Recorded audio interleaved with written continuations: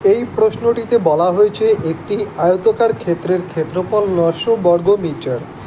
ক্ষেত্রের দৈর্ঘ্য 15 মিটার বাড়লে ক্ষেত্রফল 150 বর্গমিটার বাড়ে। ক্ষেত্রটির দৈর্ঘ্য নির্ণয় করো। তো 4টি অপশান দিয়ে দিয়েছে, আমাদের যে কোনো একটি অপশান সঠিক উত্তর হিসেবে বেছে নিতে হবে। তো আমরা দেখে এটার উত্তর বলে দিতে পারি যে 90 মিটার এটার উত্তর হবে। কিন্তু এই যে উত্তর আমরা দেখে দেখে বলে দিতে পারছি, এই উত্তর দেখে দেখে বলে দেওয়ার পেছনে আমাদের একটা কনসেপ্ট কাজ করে, যেটা কিনা আমাদের অভ্যাস হয়ে যায় অঙ্ক করতে করতে, তাই না? তো দেখা মাত্র উত্তর করে দিতে পারি। কিন্তু যারা এই দেখা মাত্র উত্তর করতে পারছে না, তো তাদের জন্য একটা কনসেপ্ট আগে ক্লিয়ার রাখতে হবে। তো সবার ফার্স্ট আমরা কনসেপ্টটা সম্বন্ধে জেনে নিই, তাহলে আমাদের কাছে পুরোপুরি বিষয়টা ক্লিয়ার হয়ে যাবে। কেমন? তো সবার প্রথমে আয়তক্ষেত্র যেহেতু বলেছে একটা, তাহলে আমরা সবার ফার্স্ট একটা আয়তক্ষেত্র আঁকি।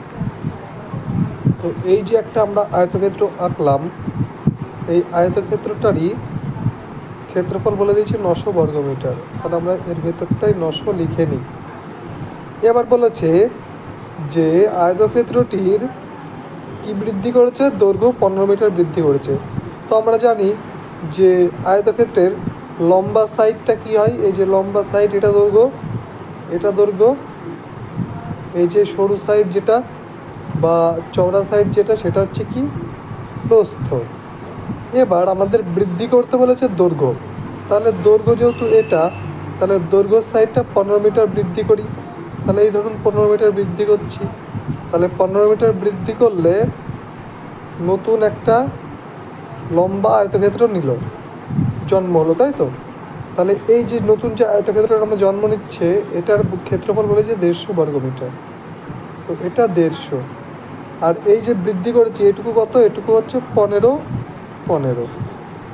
তো আমরা জানি যে আয়তক্ষেত্রের ক্ষেত্রফল দৈর্ঘ্য ইন্টু প্রস্থ। তাহলে এটুকু 15 হলে এইটুকু আর এইটুকু কত হলে 15, আর এই প্রস্থ কত হলে, মানে প্রস্থ এটা কত হলে তবে এই মাঝখানে 150 হয় গুণ করে। আর আমরা জানি এখানে যদি প্রস্থটা আমরা 10 বসাই, তাহলে 15 আর 10 এই দুটো গুণ করে একমাত্র ক্ষেত্রফল 150 আসে। তাহলে আমরা বুঝে গেলাম যে এই যে আয়তক্ষেত্রটি প্রথম থেকে দেওয়া আছে, এটার প্রস্থ কত, 10। তাহলে এটা প্রমাণ হয়ে গেল প্রস্থ 10।